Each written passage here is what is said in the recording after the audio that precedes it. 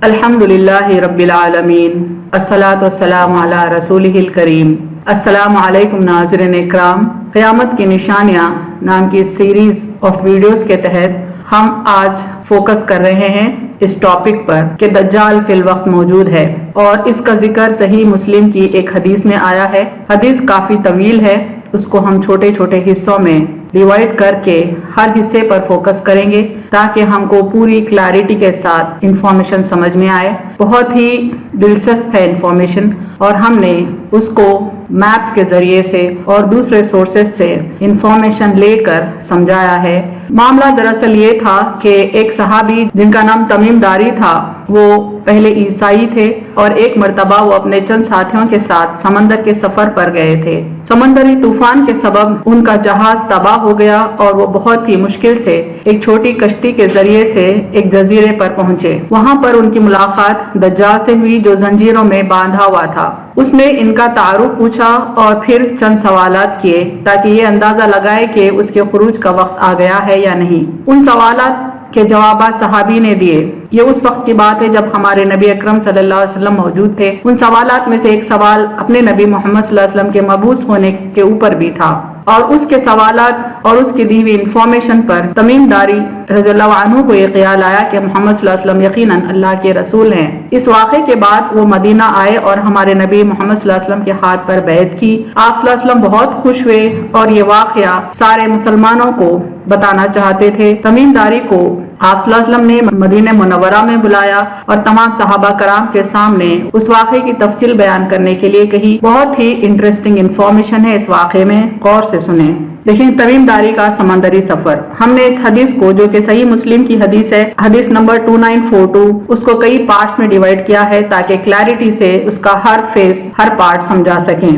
فاطمہ بن قیس رضی اللہ عنہا سے روایت ہے کہ وہ نبی کریم صلی اللہ علیہ وسلم کے ساتھ نماز پڑھی۔ جب آپ صلی اللہ علیہ وسلم نے نماز پڑھ لی تو منبر پر بیٹھے اور آپ صلی اللہ علیہ وسلم ہنس رہے تھے، یعنی آپ صلی اللہ علیہ وسلم بہت خوش تھے۔ آپ صلی اللہ علیہ وسلم نے فرمایا، ہر ایک آدمی اپنی نماز کی جگہ پر رہے۔ پھر فرمایا، تم جانتے ہو کہ میں نے تم کو کیوں اکٹھا کیا ہے؟ وہ بولے، اللہ اور اس کا رسول خوب جانتا ہے۔ آپ صلی اللہ علیہ وسلم نے فرمایا، اللہ کی قسم، تم کو رغبت دلانے یا ڈرانے کے لیے نہیں، بلکہ اس لیے جمع کیا کہ تمیم داری ایک نصرانی تھا، یعنی ایک عیسائی تھے۔ وہ آیا اور اس نے بیعت کی اور مسلمان ہوا، اور مجھ سے ایک حدیث بیان کی جو موافق ہے اس حدیث کے جو میں تم سے بیان کرتا تھا دجال کے باب میں۔ اس نے بیان کیا کہ وہ شخص یعنی تمیم سوار ہوا سمندر کے جہاز میں 30 آدمیوں کے ساتھ، جو لحم اور جزام کے قوم یعنی فلسطین سے تھے۔ آپ صلی اللہ علیہ وسلم صحابہ کرام کے سامنے تمیم داری کا تعارف کر رہے ہیں کہ وہ 30 آدمیوں کے ساتھ جو فلسطین کی قوم سے تھے، انہوں نے سمندر کا سفر کیا۔ ان سے 1 مہینہ بھر لہر کھیلی سمندر میں، یعنی شدت موت سے جہاز تباہ رہا۔ پھر وہ سمندر میں جا لگے ایک جزیرے کی طرف سورج ڈوبتے وقت۔ پھر وہ جہاز سے چھوٹی کشتی میں بیٹھے اور جزیرے میں داخل ہوئے۔ دیکھیں وہاں پر زنجیروں سے بندھے ہوئے دجال سے ان کی ملاقات ہوتی ہے۔ وہاں ان کو ایک جانور بھاری دم بہت بالوں والا ملا کہ اس کا آگا پیچھا دریافت نہ ہوتا تھا، یعنی ایک عجیب و غریب مخلوق ان سے آ کر ملی۔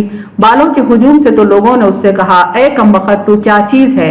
اس نے کہا، میں جاسوس ہوں، یعنی وہ مخلوق اپنا تعارف ایک جاسوس کی حیثیت سے کرا رہی ہے۔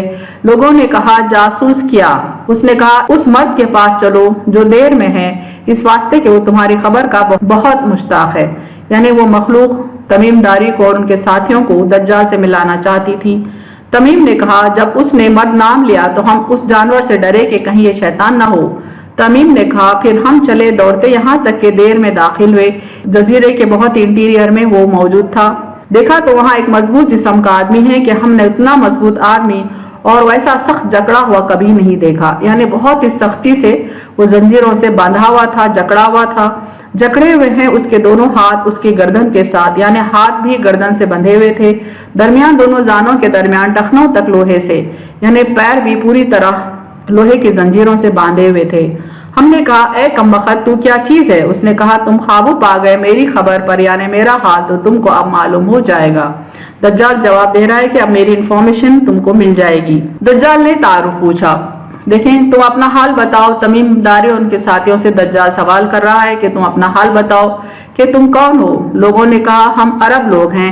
جو سمندر میں سوار ہوئے تھے جہاز میں، لیکن جب ہم سوار ہوئے تو سمندر کو جوش میں پایا، پھر 1 مہینے کی مدت تک لہر ہم سے کھیلتی رہی، بعد اس کے آ لگے اس جزیرے میں، پھر ہم بیٹھے چھوٹی کشتی میں اور داخل ہوئے جزیرے میں، سو ملا ہم کو ایک جانور، بھاری دم کا جانور، بہت بالوں والا، ہم نہ جانتے تھے اس کا آگا پیچھا بالوں کی کثرت سے۔ ہم نے اس سے کہا اے کمبخت تو کیا چیز ہے؟ سو اس نے کہا میں جاسوس ہوں۔ ہم نے کہا جاسوس کیا؟ اس نے کہا چلو اس مرد کے پاس جو دیر میں ہے کہ البتہ کہ وہ تمہاری خبر کا مشتاق ہے۔ سو ہم تیری طرف دوڑتے آئے اور ہم اس سے ڈرے کہ کہیں یہ بھوت پریت نہ ہو، یعنی تمیم داری اور ان کے ساتھی جواب دے رہے ہیں کہ وہ سمندری سفر پر نکلے تھے لیکن سمندر میں بھٹک گئے، طوفان کے سبب ان کا جہاز تباہ ہو گیا اور چھوٹی کشتی کے ذریعے وہ جزیرے پر پہنچے جہاں پر یہ عجیب و غریب مخلوق اس کو دجال تک لے کر آئی۔ اب دجال نے اہم سوالات شروع کیے تاکہ یہ اندازہ لگائے کہ اس کے خروج کا وقت آ چکا ہے یا نہیں، چونکہ اللہ نے اس کو ایک جزیرے میں کسی کے ذریعے باندھ دیا تھا، اس کے آزاد ہونے کا وقت آنا ضروری تھا اور اس وقت کے لیے کچھ پریڈکشنز تھے، وہ جاننا چاہتا تھا کہ وہ پورے ہوئے ہیں یا نہیں۔ پھر اس مرد نے یعنی دجال نے کہا کہ مجھ کو خبر دو بیسان کے نخلستان سے، یعنی بیسان کے نخلستان کے سلسلے میں وہ ایک سوال کر رہا ہے۔ ہم نے کہا کون سا حال اس کا تو پوچھتا ہے؟ اس نے کہا کہ میں نخلستان کے بارے میں پوچھتا ہوں کہ پھل دیتا ہے۔ ہم نے اس سے کہا ہاں پھل دیتا ہے۔ دیکھیں اس پر میں نے تحقیق کی ہے۔ بیسان دراصل بیسان اسرائیل کا ایک حصہ ہے جس کا میپ میں نے یہاں پر لیا ہے گوگل سے، اور یہاں پر جو پانی کا ذخیرہ ہے اس کو بیسان کا نخلستان کہتے ہیں۔ شاید ایک دور میں یہ بہت پھل دیتا تھا ہوگا لیکن فی الوقت یہ ایک پکنک اسپاٹ بنا ہوا ہے، کچھ جھاڑ اطراف میں لگے ہوئے ہیں۔ یہ دیکھیں بیسان کا نخلستان میں نے یہاں پر لیبل کیا ہے۔ یہ تھا پہلا سوال۔ پہلے سوال کا جواب جب صحابہ کرام نے دیا کہ ہاں پھل دیتا ہے تو اس نے کہا یعنی دجال نے کہا خبردار ہو کہ مقررہ وقت قریب ہے کہ وہ پھل نہ دے گا، یعنی اس دور میں جتنے اطراف میں پھل کے باغات تھے فی الوقت وہ نہیں ہیں، اور ایک دور ایسا آئے گا اطراف کے باغ بالکل بھی پھل نہیں دیں گے۔ اب دجال دوسرا سوال کرتا ہے۔ اس نے یعنی دجال نے کہا کہ بتلاؤ مجھ کو تبرستان کا دریا، یعنی ایک دوسرا سورس آف واٹر کے بارے میں سوال کر رہا ہے جس کو حدیث میں تبرستان کا دریا کہا گیا۔ ہم نے کہا کون سا حال اس دریا کا تو پوچھتا ہے؟ وہ بولا اس میں پانی ہے۔ لوگوں نے کہا اس میں بہت پانی ہے۔ اس نے کہا البتہ اس کا پانی عنقریب جاتا رہے گا۔ یہ تبرستان کا دریا کیا چیز ہے اس پر میں نے تحقیق کی ہے، یہ سلائیڈ میں دیکھیں۔ اس کو بحر تبریا بھی کہتے ہیں، سی آف گلیلی انگلش میں کہا جاتا ہے۔ رائٹ پر اس کی ایک تصویر ہے، لیفٹ پر میپ میں نے بتایا ہے کہ وہ کہاں پر موجود ہے۔ دیکھیں یہ جارڈن ریور ہے، ایک طرف جارڈن ہے جس کو ہم اردو کہتے ہیں، اور سی آف گلیلی یعنی بحر تبریا کا جو اوپر کا حصہ ہے وہ سیریا ہے یعنی ملک شام جسے کہا جاتا ہے، اور یہ دریا کے لیفٹ پہ اسرائیل ہے، اور اسرائیل کے لیے بحر تبریا جو ہے ایک مین سورس آف واٹر ہے، main source of drinking water ہے۔ اب اس سورس آف ڈرنکنگ واٹر کے سلسلے میں وہ دجال نے سوال کیا کیا یہ خشک ہو گیا ہے؟ تو صحابہ کرام نے کہا کہ خشک نہیں ہوا، تو دجال نے پیشن گوئی کی کہ وہ خشک ہو جائے گا۔ اس میپ پہ ایک بات اور بھی فوکس کرنا ہے کہ یہ جو جارڈن کا دریا ہے اس کا ایک کنارہ ڈیڈ سی کو کنیکٹ ہوتا ہے جس کو بحر مردار کہتے ہیں، اور ویکیپیڈیا اور دوسرے آتھینٹک سورسز سے یہ انفارمیشن ملتی ہے کہ یہ ڈیڈ سی یعنی بحر مردار اور بحر تبریا بہت تیزی سے خشک ہو رہے ہیں۔ دیکھیں اردو کا ویکیپیڈیا جس میں یہ تفصیل ہے، یہ تبرستان کا دریا یعنی بحر تبریا کا ایک امیج ہے جو میں نے ویکیپیڈیا سے لیا ہے، اس کے ڈائمینشنز وغیرہ کی یہاں پر تفصیل بھی ہے، اور زیادہ تر جو پانی اس کو ملتا ہے بحر تبریا کو وہ جارڈن ریور سے ملتا ہے۔ اب ویکیپیڈیا کی تفصیل دیکھیں۔ مصدقہ ذرائع کے مطابق یعنی آتھینٹک سورسز کے مطابق کہا جاتا ہے کہ اسرائیل کی تبریا جھیل میں پانی کی سطح بتدریج کم ہونے کی وجہ سے اس میں ایک جزیرہ نمودار ہو گیا جو روسی سیارچہ کے زمینی تصاویر کی ویب سائٹ انڈیکس پر حاصل ہیں، یعنی according to Wikipedia authentic sources سے یہ پتا چل رہا ہے کہ اس کا پانی یعنی بحر تبریا کا پانی گریجولی ریڈیوز ہو رہا ہے اور اس کے بیچ میں ایک آئی لینڈ بھی ابھر گیا ہے۔ مذہبی اور تاریخ کی کتابیں اس بات سے بھری پڑی ہیں کہ روز محشر یا قیامت کی بڑی نشانیوں میں سے ایک اس جھیل کا خشک ہونا بھی ہے، یعنی صرف ہمارے پاس احادیث میں ہی نہیں بلکہ پچھلی کتابوں میں جو یہود و نصارہ ریفر کرتے ہیں ان میں بھی اس نشانی کا ذکر آیا ہے کہ یہ بحر سوکھ جائے گا، خشک ہو جائے گا۔ بحر تبریا جہاں سے اسرائیل اپنے لیے پانی حاصل کرتا ہے خشک ہونے والا ہے۔ اور خوفناک گڑھوں کی وجہ سے ابلود کی قوم کو عبرتناک عذاب سے دوچار کیے جانے کے نتیجے میں وجود میں آنے والا سمندر بحر مردار یعنی ڈیڈ سی، جو ابھی میں نے پچھلے میپ میں بتایا ہے، یا ڈیڈ سی بہت تیزی سے خشک ہو رہا ہے، اس کی سطح آب میں بھی غیر معمولی کمی واقع ہوئی ہے۔ یعنی یہ جو بحر تبریہ ہے اور جو ڈیڈ سی ہے اس کے نیچے، اس کے کنارے پر لوط علیہ السلام کی قوم تھی جس کو اللہ نے خطرناک سخت عذاب سے، شدید عذاب سے ہلاک کیا۔ اس کے ایفیکٹ سے یہ دونوں سمندروں میں نمک زیادہ پایا جاتا ہے، ان واٹر سورسز میں نمک کی مقدار زیادہ ہے۔ ماہرین کا خیال ہے کہ بحر مردار 250 سے بہت پہلے اپنا وجود کھو بیٹھے گا۔ ان گڑھوں کی تعداد 1990 میں صرف 40 تھی، تاہم اب صرف مقبوضہ فلسطین کی جانب والے ساحل پر 300 گڑھے بن چکے ہیں۔ یعنی بحر مردار جو بہت بڑا ہے اس میں بھی خشکی کے سبب 300 گڑھے اب ہو چکے ہیں، جس سے اسرائیل کو سخت پریشانی لاحق ہے۔ اس کی ہر ممکن کوشش ہے کہ اس کے سمندر خشک نہ ہو، چونکہ اسرائیل کے لیے وہ مین واٹر سورس ہے، اسی لیے وہ پوری کوشش میں ہے کہ وہ پانی نہ سکے، لیکن وہ اللہ کے حکم سے سکے گا اور تبھی دجال کا خروج ہوگا۔ دجال کے مزید سوالات دیکھیں۔ سوال نمبر 3، پھر اس نے کہا خبر دو مجھ کو زہر کے چشمے سے۔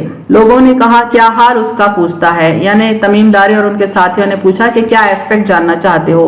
اس نے کہا اس چشمے میں پانی ہے اور وہاں کے لوگ اس کے پانی سے کھیتی کرتے ہیں۔ ہم نے اس سے کہا ہاں اس میں بہت پانی ہے اور وہاں کے لوگ کھیتی کرتے ہیں اس کے پانی سے۔ اس زہر کا چشمہ کہاں ہے، اس پر میں نے تحقیق کی ہے۔ وہی میپ میں غور سے اگر دیکھیں، اوپر بحر تبریہ ہے جس کا ہم نے ابھی ذکر کیا، لیفٹ پہ اسرائیل ہے، رائٹ پہ جارڈن ہے یعنی اردن، یہ بحر مردار ہے یعنی ڈیڈ سی، اس کے بھی کافی نیچے حصے میں یہاں دیکھیں باٹم پہ یہ زہر کا چشمہ جس کو بائبل میں بھی اسپیسیفائی کیا گیا ہے اور اس کا نام زورا ہے۔ دیکھیں اس کو اسپرنگ آف زغار یعنی زغر کا چشمہ بھی کہتے ہیں اور زغار کا چشمہ بھی کہتے ہیں۔ انگلش میں اسپرنگ آف زوار کو زورا یا زور بھی کہا جاتا ہے، اور بائبل میں زورا دی بائبلیکل زور previously called Bella was one of the 5 cities of plain، یعنی بائبل میں جینیسس میں اس کی تفصیل دی گئی ہے اور بائبل کے دوسرے مقامات پہ بھی اس چشمے کی تفصیل دی گئی ہے۔ یہاں پر میں نے کچھ ریڈ میں فوکس کیا ہے۔ زورا was said to be a flourishing oasis، یعنی یہ جو چشمہ ہے زہر کا چشمہ، کہا جاتا ہے کہ ایک دور میں یہ بہت زیادہ بڑا نخلستان تھا، بہت بڑا یہاں پر چشمہ تھا، اور جس میں where the balsam, indigo and date trees bloom luxuriantly، یعنی جہاں پر کھجور اور دوسرے میووں کے درخت بہت زیادہ کثیر تعداد میں ہوا کرتے تھے۔ یعنی ویکیپیڈیا اس کو پاسٹ ٹینس یوز کر رہی ہے کہ معنی یہ ہوئے کہ وہ چشمہ فی الوقت خشک ہے اور صرف اس کے آثار باقی رہ گئے ہیں۔ لیکن دجال نے جب سوال کیا تو صحابی نے جواب دیا کہ اس میں پانی ہے، یعنی آج سے 1500 برس پہلے تقریباً جب آپ صلی اللہ علیہ وسلم کا دور تھا، جب صحابی تمیم داری نے دجال سے ملاقات کی تو بے شک وہ چشمہ پانی رکھتا تھا اور اطراف میں بہت زیادہ اس کے درخت اور میوہ دیا کرتے تھے، لیکن وہ چشمہ خشک ہو گیا ہے جس کی پیشن گوئی دجال کر رہا ہے۔ مزید دجال کے سوالات دیکھیں۔ یہاں پر 3 سوالات ہیں اور تینوں کا تعلق ہمارے نبی محمد صلی اللہ علیہ وسلم سے ہے۔ اس نے کہا یعنی دجال نے کہا مجھ کو خبر دو عرب کے پیغمبر سے۔ انہوں نے کہا وہ مکے سے نکلے اور مدینے میں گئے، یعنی آپ صلی اللہ علیہ وسلم مبعوث ہو چکے تھے اور مکے سے مدینہ ہجرت بھی کر چکے تھے۔ اس نے کہا کہ عرب کے لوگ اس سے لڑے؟ ہم نے کہا ہاں، چونکہ مدینے میں بہت ساری لڑائیاں عرب کے لوگوں سے ہوئی، جنگ بدر ہوئی، جنگ احد ہوئی اور بہت ساری جنگیں ہوئی ہیں آپ ان عرب کے لوگوں نے جو کی ہیں۔ اس نے کہا یعنی دجال نے کہا کیوں کر انہوں نے عربوں کے ساتھ کیا، یعنی عربوں کے ساتھ ان کا کیا معاملہ رہا؟ ہم نے کہا وہ غالب ہوئے اپنے گرد و پیش کے عربوں پر اور انہوں نے اطاعت کی، یعنی یہ اس دور کی بات ہے جب لوگ کثرت سے مسلمان ہو رہے تھے اور آپ صلی اللہ علیہ وسلم کی تعلیمات غالب ہو رہی تھی۔ اس نے کہا یہ بات ہو چکی، یعنی جتنے سوالات وہ کرنا چاہ رہا تھا وہ کر چکا تھا۔ ہم نے کہا ہاں۔ حدیث کنٹینیو ہو رہی ہے، حدیث کا پارٹ 7 دیکھیں۔ دجال مکہ اور مدینہ شہر میں داخل نہیں ہو سکے گا۔ دجال اپنی بات کنٹینیو کر رہا ہے۔ اس نے کہا یعنی دجال نے کہا خبردار یہ بات ان کے حق میں بہتر ہے، یعنی عرب لوگوں کے حق میں بہتر ہے کہ پیغمبر کے تابعدار ہوں، اور البتہ میں تم سے کہتا ہوں کہ میں مسیح ہوں، یعنی دجال تمام زمین کا پھرنے والا، اور البتہ وہ زمانہ قریب ہے جب مجھ کو اجازت ہوگی نکلنے کی۔ یعنی یہ اپنے آپ کو مسیح کہہ رہا ہے۔ آپ صلی اللہ علیہ وسلم نے اس کو جھوٹا مسیح کہا چونکہ وہ لوگوں کو مسیح کہہ کر دھوکہ دے گا، اور یہ کہہ رہا ہے کہ وہ زمین کا پھرنے والا ہے، یعنی سارے پلانٹ ارتھ پہ وہ پھرے گا اور وہ زمانہ قریب ہے، بتا رہا ہے جب مجھ کو اجازت ہوگی نکلنے کی۔ یعنی اس کے سارے جو پریڈکشنز ہیں وہ بہت ہی شارٹ ٹائم میں پورے ہوں گے اور وہ وہاں سے نکل پائے گا۔ سو میں نکلوں گا اور سیر کروں گا اور کسی بستی کو نہ چھوڑوں گا جہاں نہ جاؤں 40 رات کے اندر سوائے مکہ اور طیبہ کے۔ یعنی وہ اپنی بات کو کنٹینیو کر رہا ہے اور کہہ رہا ہے کہ میں نکلوں گا اور ساری زمین کی سیر کروں گا اور کوئی بستی کوئی شہر نہیں چھوڑے گا، لیکن 2 شہروں میں وہ داخل نہیں ہو سکے گا، ایک ہے مکہ اور ایک ہے طیبہ۔ وہاں جانا مجھ پر حرام ہے یعنی منع ہے۔ جب میں چاہوں گا ان 2 بستیوں میں سے ایک کے اندر جانا تو میرے آگے بڑھ آئے گا ایک فرشتہ اور اس کے ہاتھ میں ننگی تلوار ہوگی، وہ مجھ کو وہاں جانے سے روک دے گا، اور البتہ اس کے ہر ایک ناکے پر فرشتے ہوں گے جو اس کی چوکیداری کریں گے۔ یعنی دجال کو اجازت نہیں ہوگی کہ وہ مکہ یا مدینہ میں داخل ہو، وہاں پر فرشتے ان شہروں کی نگرانی پر مامور ہوں گے۔ اگر وہ داخل ہونے کی کوشش کرے گا تو فرشتے اس پر تلوار لے کر آگے بڑھیں گے۔ حدیث کنٹینیو ہو رہی ہے، دیکھیں پارٹ 8۔ دجال مشرق کے سمندر یعنی بحر ہند میں ہے۔ پھر نبی صلی اللہ علیہ وسلم نے یعنی تمیم داری نے جب اپنی بات مکمل کی تو پھر آپ صلی اللہ علیہ وسلم بات کر رہے ہیں۔ پھر نبی صلی اللہ علیہ وسلم نے اپنے پشت کو منبر پر ٹکوا دیا اور فرمایا طیبہ یہی ہے، طیبہ یہی ہے، یعنی طیبہ سے مراد مدینہ منورہ ہے۔ آپ صلی اللہ علیہ وسلم ایکسپلینیشن دے رہے ہیں دجال کی بات کا۔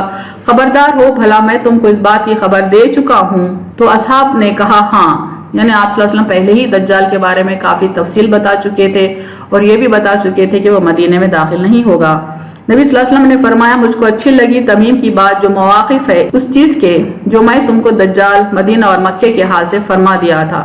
یعنی آپ صلی اللہ علیہ وسلم فرما رہے ہیں کہ جو باتیں میں دجال کے سلسلے میں اور مکہ اور مدینے کے سلسلے میں بتا دیا تھا وہ ساری باتیں تمیم داری کی باتوں سے موافق ہیں یعنی میچ ہوتی ہیں۔ خبردار رہو وہ شام کے سمندر سے یا یمن کے سمندر سے نہیں ہے۔ یہ میپ میں میں نے بتانے کی کوشش کی کہ آپ صلی اللہ علیہ وسلم کیا فرماتے ہیں۔ یہاں دیکھیں ریڈ سے میں نے فوکس کیا ہے مدینہ، اوپر جو ہے سیریا جس کو ملک شام کہا جاتا ہے اس کو جو سمندر ٹچ کرتا ہے وہ میڈیٹرینین سی ہے۔ آپ صلی اللہ علیہ وسلم فرما رہے ہیں کہ وہ ملک شام کے سمندر سے نہیں ہے یعنی وہ میڈیٹرینین سی کے کسی جزیرے پر نہیں ہے۔ اور پھر آپ یہ بھی بتا رہے ہیں کہ وہ یمن کے سمندر سے بھی نہیں ہے، یعنی اگر ہم دیکھیں تو یمن باٹم میں ہے اور یہاں پر جو سمندر ٹچ کرتا ہے جس کو ہم عربین سی کہتے ہیں یہاں سے بھی وہ نہیں ہے بتایا جا رہا ہے۔ پھر آپ صلی اللہ علیہ وسلم مزید تشریح کرتے ہیں بلکہ وہ مشرق کی طرف ہے، وہ مشرق کی طرف ہے، وہ مشرق کی طرف ہے، یعنی آپ ریپیٹڈلی فرما رہے ہیں کہ وہ مشرق کی طرف ہے۔ اگر مشرق یعنی ایسٹ کی طرف دیکھیں ہم تو یہاں پر پرشین گلف ہے، پرشین گلف دیکھیں میپ میں، یہاں پر میں نے ایروز بتایا ہے، یہ رائٹ مشرق ہے اور لیفٹ پہ مغرب ہے۔ مدینے سے رائٹ سے مراد پرشین گلف ہے۔ لیکن اگر ہم بڑے میپ میں دیکھیں تو علماء کا یہ قول سمجھ میں آتا ہے، علماء کا کہنا ہے کہ وہ مشرق کی طرف بحر ہند میں ہے، شاید دجال بحر ہند کے کسی جزیرے میں ہو۔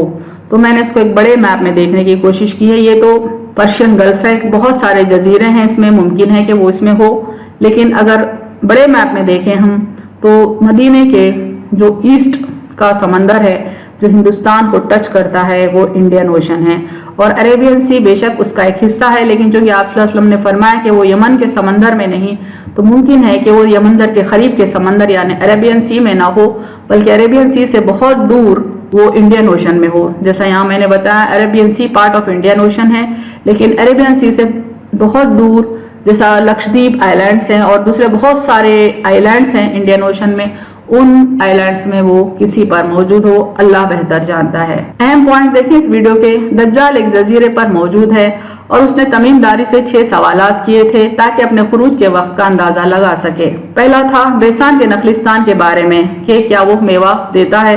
ہم نے ابھی بتایا کہ وہ صرف پکنک اسپاٹ بن کر رہ گیا ہے اور اطراف میں اس نخلستان کے کچھ درخت موجود ضرور ہے، لیکن اپنے میووں کے لیے ایسے مشہور نہیں شاید جو کئی برس پہلے مشہور تھے۔